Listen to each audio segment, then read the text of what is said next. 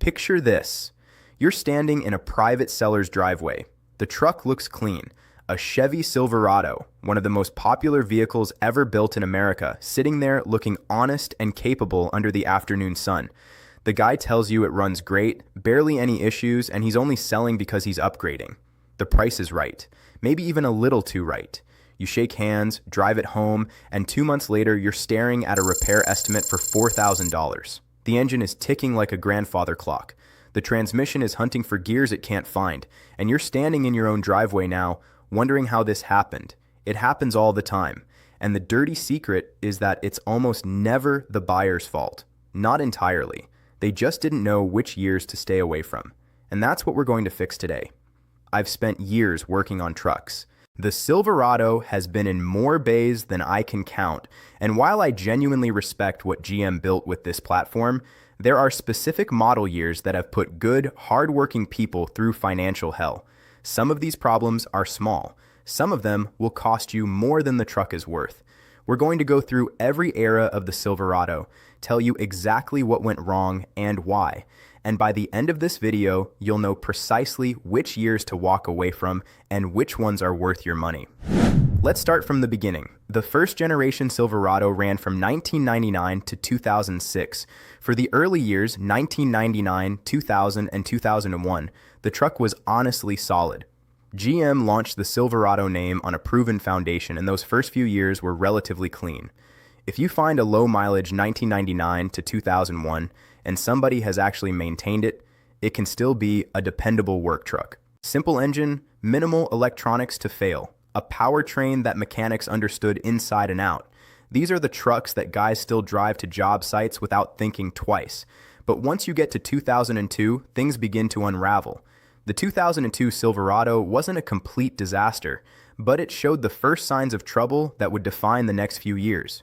Electrical gremlins started showing up, power steering issues began getting reported, and the complaints climbing into the NHTSA database were the early warning signs of what was coming. They were problems that could be managed, but they were there. Then comes 2003 and 2004, and this is where I have to be direct with you. These two model years accumulated over 1,000 NHTSA complaints each. That's not a coincidence, and it's not a small number. The engines were prone to rough idling and stalling.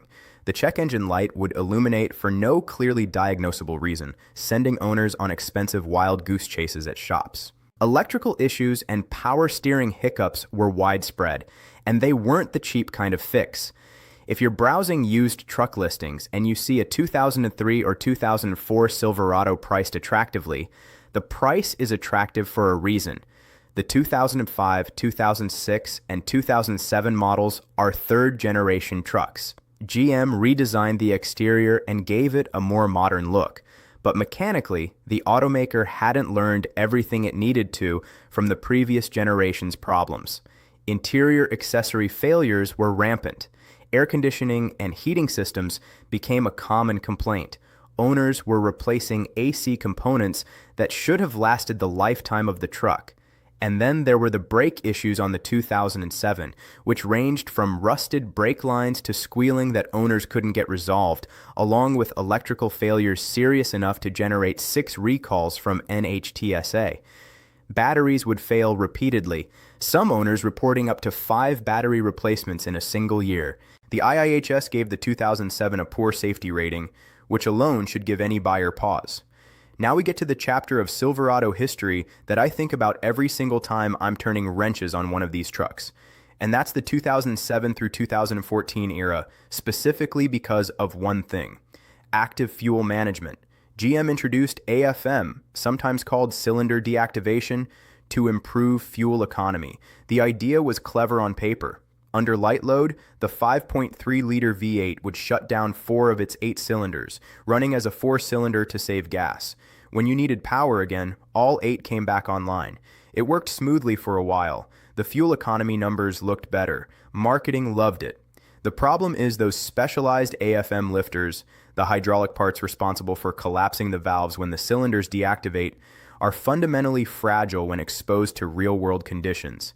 These lifters use oil pressure to function. When they're switching constantly between 8-cylinder and 4-cylinder modes, the internal springs and locking pins wear down faster than they should. When one fails, it can stick in the wrong position. That causes misfires, and if you keep driving on misfires, which people do because sometimes they just don't know, the damage spreads to the camshaft.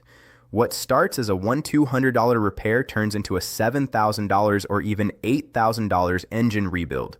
I have seen this happen to people who did everything right. Changed their oil on schedule, used quality filters, never abused the truck. The design itself is the issue. The 2008 Silverado is particularly notorious for this. Combined with excessive oil consumption that was already a complaint in this generation, the AFM lifter problem turned the 2008 into one of the most costly Silverados to own over the long run. Owners who bought these trucks and kept them past 100,000 miles frequently ended up facing this exact repair. Some with as few as 50,000 miles on the clock. You'd hear the tick, then you'd get a misfire code, then you'd find out what it was going to cost, and you'd wish you'd heard this video first. The 2009 and 2010 models carry similar risks if they're equipped with the AFM 5.3 liter. That engine ran in Silverados all the way through to 2019, just under different names and refinements. The 2011 model year added transmission problems to the mix, with owners reporting rough and unreliable shifting that appeared alongside the already existing engine concerns. Then we arrive at 2014, and if there is one single model year I would tell every used truck buyer to avoid without hesitation, it's the 2014 Silverado 1500. This was the year GM introduced the new 8th generation 8-speed automatic transmission. In theory, more gears means smoother shifting and better efficiency. In practice, the 2014 Silverado's 8-speed was not ready. Owners heard loud clunking and screeching sounds when shifting gears from the beginning. These sounds weren't just annoying, they were the early warning of full transmission failure. When these transmissions went, they took thousands of dollars with them and left the truck inoperable. The electrical system was equally troubling. Infotainment screens went black without warning. Engines would cut off or stall with no diagnostic codes generated, which is arguably worse than having a code because at least a code gives you somewhere to start. The Stabilitrak stability control system malfunctioned in ways that were genuinely frightening. Owners reported steering wheels locking up mid-turn or self-centering while they were in the act of turning, creating dangerous handling situations at speed. The AC condenser was also leaking and requiring frequent replacement. The airbag system, which was affected by the broader Takata airbag scandal that hit over 10 automakers simultaneously, posed a serious safety risk upon deployment. And the AFM lifter problem didn't take a break just because everything else was going wrong either. By the end of the 2014 model year's lifespan, it had accumulated over 1,300 NHTSA complaints, more than 20 recalls, and 3 active investigations. That's not a truck with problems. That's a truck that is a problem. The 2015 Silverado improved slightly, but not nearly enough to make it a clean buy. The new 8-speed transmission was still causing grief. The fuel sender inside the gas tank was delivering inaccurate readings. Owners would fill up completely, and the gauge would still read low, or they'd be caught off guard by an empty tank they thought had gas. GM issued a recall for the transfer case software on 4-wheel drive models, because the system could spontaneously shift the truck into neutral while driving. That's 23 recalls total for the 2015 model year and nearly 900 complaints. Avoid it. The 2019 and 2020 model years brought a complete redesign, and many buyers expected a clean slate. The 4th generation of the Silverado had aluminum hoods, doors, and tailgates, a modernized interior, and new powertrain options. But GM rebranded AFM as DFM, Dynamic Fuel Management, and doubled down on cylinder deactivation rather than walking away from it. And the problems followed.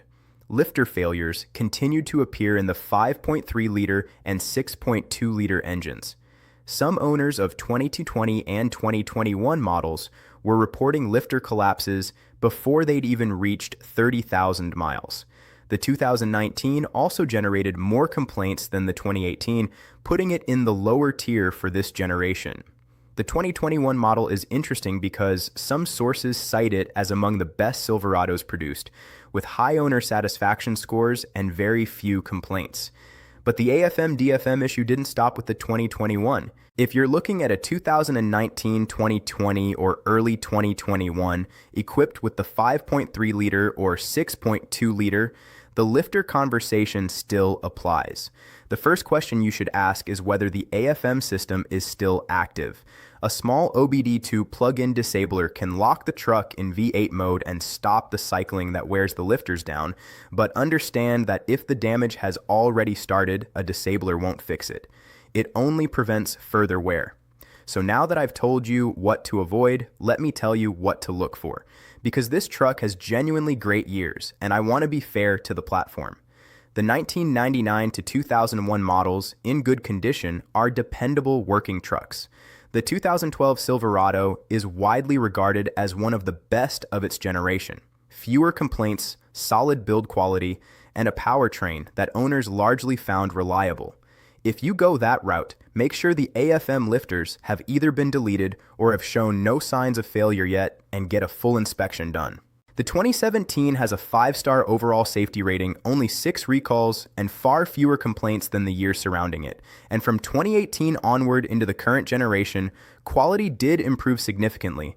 Just stay vigilant about the engine you're buying and its AFM history. The safest approach when buying any used Silverado with a 5.3-liter or 6.2-liter V8 from the 2007-2022 range is to pull a Carfax, request maintenance records, run a compression test, and listen for that telltale engine tick at idle. If you hear it, walk away unless the price reflects the reality of what's coming. Get an independent pre-purchase inspection done by a mechanic who is not affiliated with the seller in any way.